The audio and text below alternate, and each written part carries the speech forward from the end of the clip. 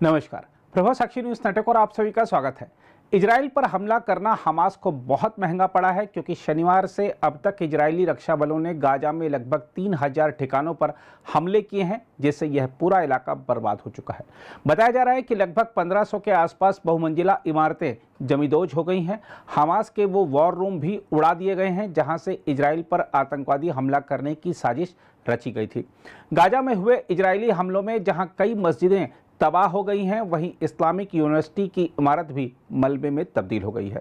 इस बीच इजराइल की ओर से आपूर्ति ठप किए जाने के बाद गाजा में बिजली प्राधिकरण ने कहा है कि कुछ घंटों में इकलौते संयंत्र में भी ईंधन समाप्त हो जाएगा, जिसके बाद पूरे गाजा में बिजली आपूर्ति बंद हो जाएगी।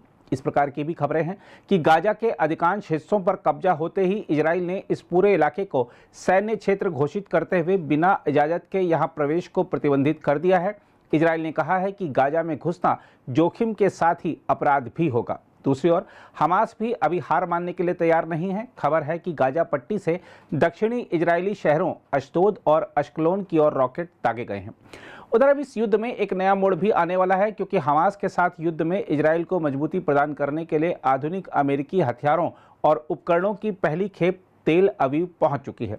इजराइल के रक्षा मंत्रालय द्वारा जारी वीडियो और तस्वीरों में एक मालवाहक विमान को उतरते हुए देखा जा सकता है, जिससे उपकरणों की पहली खेप लाई गई। इसे संयुक्त अभियान के तहत इजराइल में लाया गया है। रक्षा मंत्रालय के उत्पादन और खरीद निदेशालय, अमेरिकी खरीद मिशन और इजराइल के रक्षा मंत्रालय के तहत अंतर्राष्ट्रीय परिवहन इकाई ने इस अभियान में मालवाहक विमान से उपकरण लाने पर नजर रखी, जिससे अमेरिका से हथियारों की सीधी आपूर्ति हो सकी। इस बीच इराक में एक प्रमुख ईरानी समर्थित मिलिशिया के नेता ने धमकी दी है कि अगर अमेरिका गाजा में हमास और इजराइल के बीच युद्ध में हस्तक्षेप करता है तो वह जवाबी कार्रवाई में अमेरिकी ठिकानों पर हमला करेगा। कताइब हिजबुल्लाह मिलिशिया के प्रमुख अहमद अबू हुसैन अल हमीदावी ने कहा, हमारी मिसाइलें, ड्रोन और विशेष बल अमेरिकी दुश्मन पर कई गुना ज़्यादा हमले करने और इस लड़ाई में हस्तक्षेप करने पर उसके हितों को बाधित करने के लिए तैयार हैं। एक बयान में मिलिशिया ने इजरायली ठिकानों पर मिसाइलें दागने की भी धमकी दी है। अल हमीदावी ने इराकियों से हमास के सैन्य अभियान के समर्थन में प्रदर्शन करने और चंदा इकट्ठा करने का आह्वान भी किया है। इस बीच यह लड़ाई और फैलती भी जा रही है, क्योंकि हमास को लड़ाई में अकेला पड़ता देख लेबनान के आतंकवादी समूह हिजबुल्लाह ने भी बम और बंदूकें उठा ली हैं।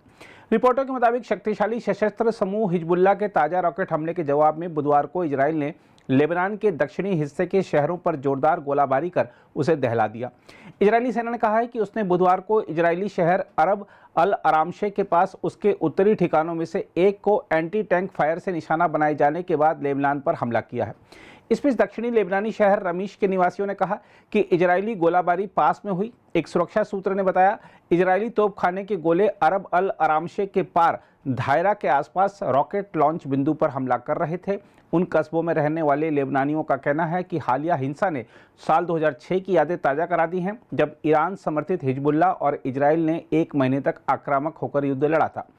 स्थानीय लेबनानी टेलीविजन स्टेशन अल जदीद ने दायरा में कुछ घरों और खेत के पास एक जंगली क्षेत्र से निकल रहे सफ़ेद धुएं के गुबार की तस्वीरें प्रसारित की।